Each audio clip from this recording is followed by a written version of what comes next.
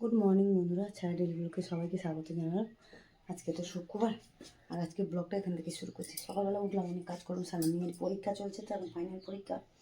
তার মেয়েও সকালে স্কুলে বেরিয়ে গেছে, তার ছুটি হয়ে যাবে তাড়াতাড়ি। এই 10টার সময় ছুটি হয়ে যাবে, 8টা থেকে এখন পরীক্ষা শুরু হচ্ছে। তাই যে টিফিন আজকে সেরকম কিছু করিনি। আর কালকে অনেকটা ভাত বেঁচে গেছিলো, তা ভাতে জল ঢেলে দিয়েছিলাম। তার দু ভাই বোনেই বলেছিল যে পান্তা খাবে, তাই জন্য আমি একটু আলু ভাজবো। যে আলু ভাজা কেটেছি, আলু ভাজবো পান্তার সাথে খাবো বলে। আর এখানে রান্নারও জোগাড় করে নিয়েছি।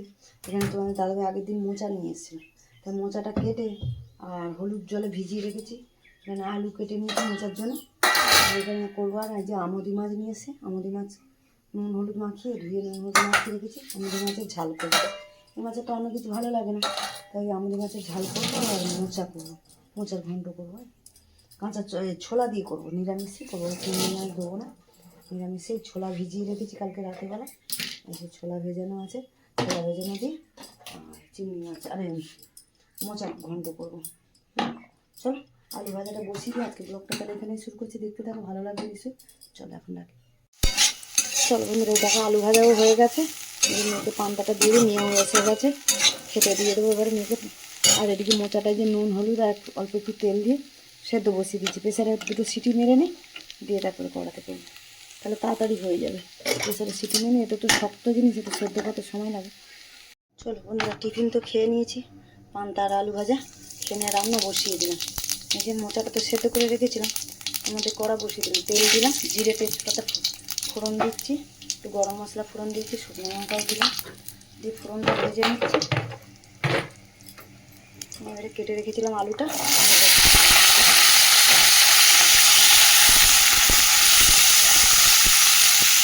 একটু ছাঁকড়ে নিই।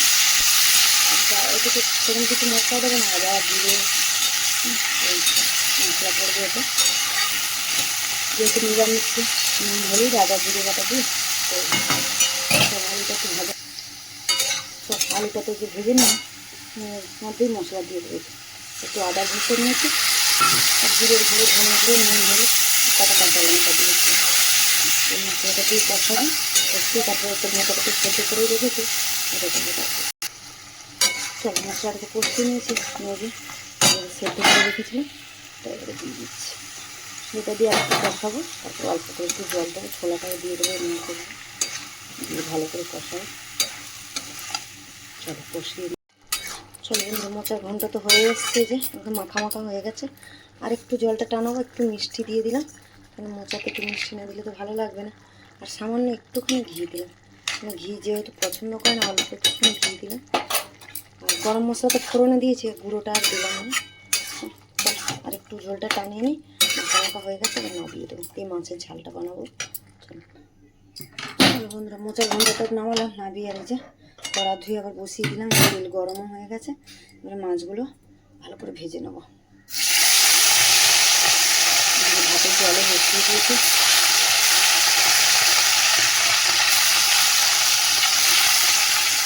মাছগুলো ভেঙে যায়, যেন তেলে ভালো করে গরম করলাম, গরম করে তারপরে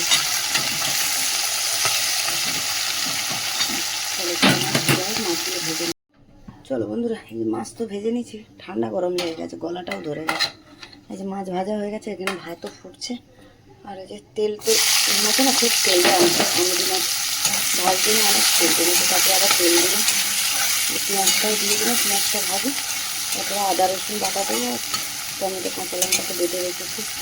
এটা তো আর অন্য কিছু মশলা যাবে না, আদা রসুন বাটা দিয়ে করবো, ঝাল ঝাল একদম।